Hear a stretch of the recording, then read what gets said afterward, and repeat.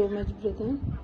यावेळेस आपण प्रार्थना करणार आहोत. ही तर झाली जगाची गोष्ट की जगातल्यांचा तर परमेश्वर दिमाग उतरवणारच. त्याचबरोबर यावेळेस आपण ही प्रार्थना करणार आहोत. वचन 7 पासून पुढे आपल्याला पाहायला मिळतं की देवाच्या घरामध्ये जे दारूबाजीने जिंकले आहेत, जगीकरणाची जी वृत्ती आहे त्यांनी जिंकले आहेत, त्यांच्यासाठी पण प्रभू परमेश्वर काहीतरी म्हणतो. ज्या प्रकारे काही लोक दारूबाजी करतात, नाच तमाशा करतात, त्याचबरोबर पिक्चरच्या गाण्यांवर त्यांना नाचायला पाहिजे, अंगात वारं भरले, त्यांना समजत नाहीये काय आपण बोलतोय, कुठल्या गाण्यांवर नाचतोय आणि त्याचा परिणाम आपल्या जीवनांवर काय होणार आहे, त्याच्यासाठी आपण प्रार्थना करणार आहोत.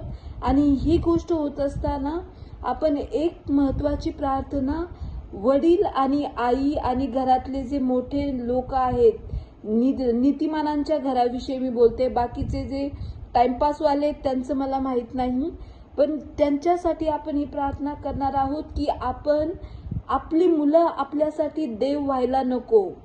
मुलांच्या लग्नामध्ये, त्यांच्या साखरपुड्यामध्ये मुलांचं ज्यावेळेस समर्पण करतात तेव्हा काय व्हायला पाहिजे, काय नाही व्हायला पाहिजे ते घरातली मोठी लोकच ठरवणार. जे तरुण मुलं मुली ज्यांना पिक्चरच्या गाण्यांवर नाच तमाशा करायला पाहिजे, अशांना आपली मुलं आपलं ज्यावेळेस देव होणार तेव्हा आपण त्यांच्या प्रत्येक हो मध्ये हो म्हणणार. पण पवित्र शास्त्र आपल्याला सांगतं की मुलांना ज्या मार्गाने गेले पाहिजे त्याचे शिक्षण तू दे. आपल्याला वचन असं नाही सांगत की मुलांनो आपल्या आईबापांना ज्ञान शिकवा, आईबापांना सांगा की तुमची पिढी पुराणी झाले, आता हे असं नवीन चालतं. ही गोष्ट आपल्या बरोबर होणार नाही. विशेषतः जे खरेखुरे नीतिमान आहेत त्यांची मुलं अशा प्रकारची भाषा बोलणार नाहीत.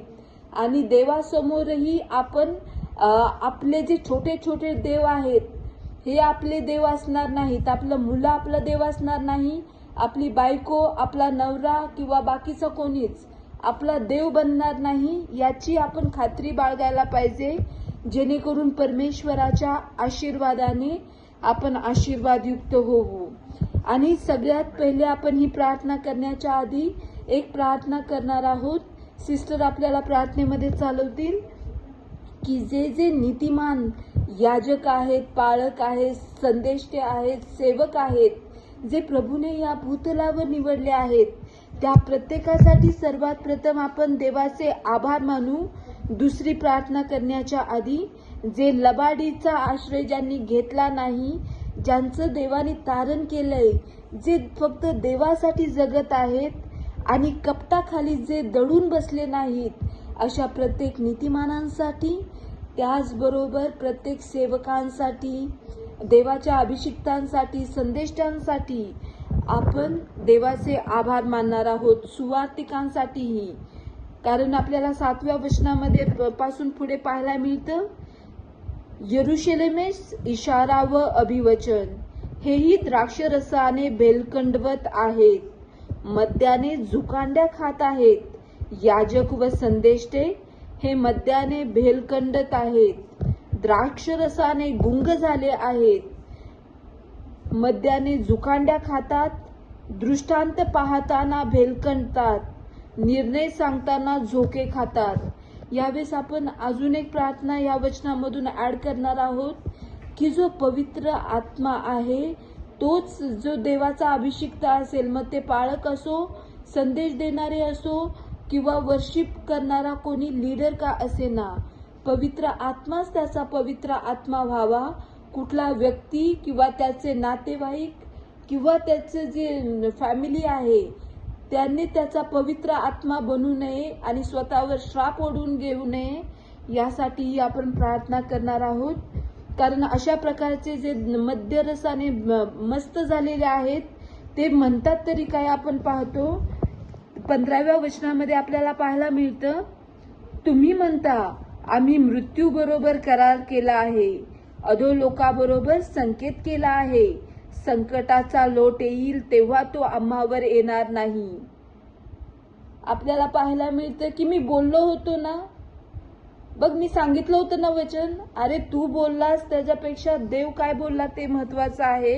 अशा प्रकारची जी भाषा करतात की मी सांगितलं होतं ना, कोण आहे तू? परमेश्वराचं वचन तेच सगळ्यात महत्वाचं आहे हे आपल्याला समज. अशा प्रकारच्या लोकांना परमेश्वर काय म्हणतो? तुम्ही म्हणता आम्ही मृत्यू बरोबर करार केला आहे, अधोलोकाबरोबर संकेत केला आहे.